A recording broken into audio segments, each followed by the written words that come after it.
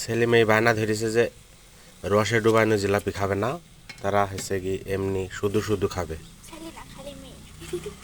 তাই এডি এডি ওদেরকে হচ্ছে কি রস বাদে দেয়া হবে আর কি। আমিও খাবো।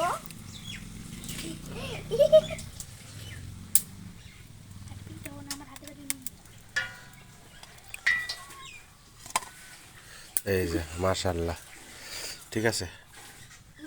এই যে রস আপনাদের রুমা আপা এখানে বসে বসে একেবারে শুরু করে দিয়েছে জিলাপি খাওয়া। আর এই যে জিলাপি চিকন চিকন, একেবারেই চিকন চিকন করে করেছি আমি জিলাপি।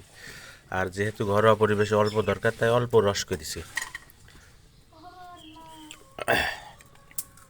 তো আলহামদুলিল্লাহ আবার ছাড়া হবে, এটি নাও তো।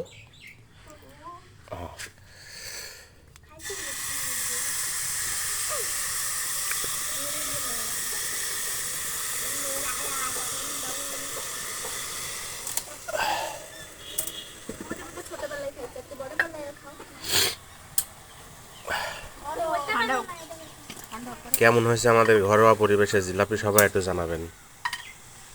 আর জিলাপি খাওয়ার দাওয়াত থাকলো, কেউ আবার বললেন না যে দাওয়াত দিল না, একা একাই খাইলো।